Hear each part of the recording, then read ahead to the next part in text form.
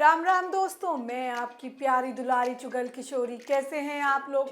हम रोज़ की तरह हाजिर हैं आपके लिए गर्मा गर्म और चटपटी चुगलियां लेकर। अब अनुपमा में अनुज के अंदर तो वनराज की आत्मा आ गई है, जो बात बात पर सिर्फ और सिर्फ अनुपमा को जलील कर रहा है।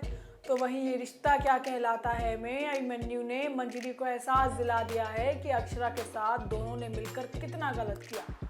तो वहीं कुंडली भाग्य में प्रीता की याददाश्त कभी भी वापस आ सकती है। अब ये तो थी मोटा मोटी जानकारी, लेकिन पूरी जानकारी के लिए आपको हमारा शो देखना होगा।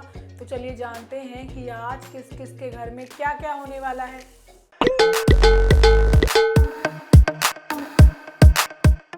अनुपमा में हम मानते हैं कि अनुज का दुख बहुत बड़ा है। उसने अपनी इकलौती औलाद को खो दिया है, लेकिन इसका मतलब ये नहीं है कि वो वनराज बन जाए। उसकी हरकतें तो बिल्कुल वनराज जैसी हो गई हैं। एक मौका नहीं छोड़ रहा है अनुपमा को जलील करने का। अब तो लड़ाई घर से सड़क पर आ चुकी है। होता ये है कि शाह परिवार होली खेलने के लिए बिल्कुल तैयार है, तो बापूजी होली का महत्व बताते हैं कि ये त्योहार जिंदगी में गम भुलाकर खुशियों को मनाने का मौका देते हैं। तभी अनुपमा और बाकी सब लोग भी आ जाते हैं और एक दूसरे को होली की बधाई देते हैं। तभी तोशु भी अनुपमा को हैप्पी होली कहता है और तोशु को ठीक होता देखकर अनुपमा बहुत खुश हो जाती है। तोशु कहता है कि जिसके जीवन में आप जैसी माँ हो, वहाँ चमत्कार होना आम है।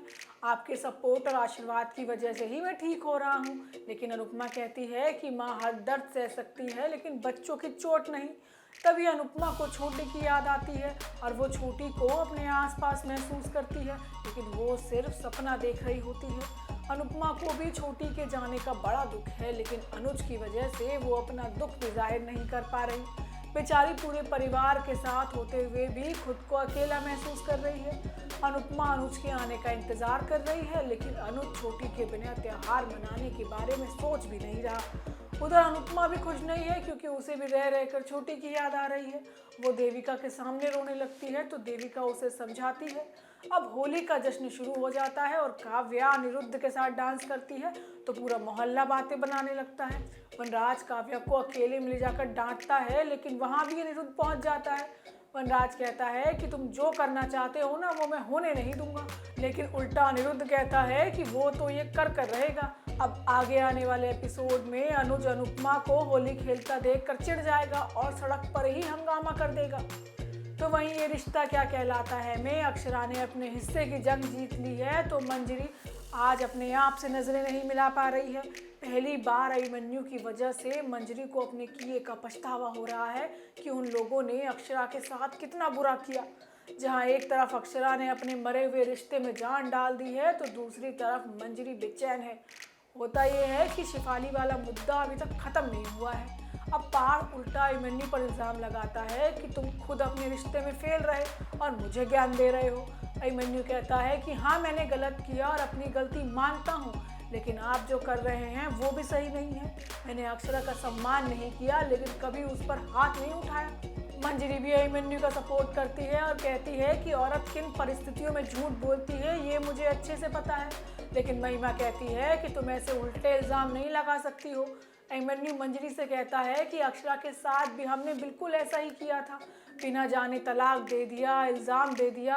वो हमारी गलती थी, लेकिन अब नहीं। अब इस घर की बहू अकेली नहीं रहेगी। अब मंजरी को भी एहसास हो गया है कि वाकई अक्षरा के साथ गलत हुआ है और वो बेचैन हो उठती है। अगले दिन शेफाली नई सुबह के साथ नया फैसला लेगी। उधर अक्षरा ने सबूत जुटा लिए हैं, लेकिन पुलिस वाले तो काम करने को ही तैयार नहीं है। पुलिस इंस्पेक्टर कहता है कि जांच तो हम कल करेंगे, लेकिन अक्षरा तो अड़ जाती है और कहती है कि वो कोर्ट तक जाएगी, लेकिन अपने पति को आज ही छुड़ा कर रहेगी। अब अक्षरा अपनी हिम्मत से अभिनव को छुड़ा लेती है। तो वहीं कुंडली भाग्य में पुरानी यादें दोबारा ताज़ा हो रही हैं, क्योंकि प्रीता को कुछ कुछ याद आने लगा है और वहाँ करण को बेचैनी हो रही है। मतलब भले ही शक्ल बदल गई हो, लेकिन दिल के तार आज भी कहीं ना कहीं एक दूसरे से जुड़े हैं। होता यह है कि प्रीता बुरे तरीके से घायल हो चुकी है और प्रीता की इस हालत का जिम्मेवार राजवीर खुद को समझ रहा है। वो लोगों की मदद से अपनी मौसी को घर तक ले जाता है। अब सृष्टि प्रीता को ऐसी हालत में देखकर चौंक जाती है। अब सृष्टि की आवाज़ सुनकर प्रीता अपनी आंखें खोलती है और राजवीर की तरफ इशारा करती है, लेकिन उससे पहले ही बेचारी बेहोश हो जाती है। जबकि राजवीर मौसी मौसी चिल्लाता रह जाता है। अब सृष्टि और राजवीर मिलकर प्रीता को अस्पताल ले जाते हैं। राजवीर प्रीता को अस्पताल में भर्ती कराता है। अब प्रीता को पुरानी याद परेशान करने लगी है और वो अचानक से ही करण का नाम ले देती है। अब ये सुनकर जहाँ सृष्टि चौंक जाती है तो राजवीर सवाल करता है कि ये करण कौन है।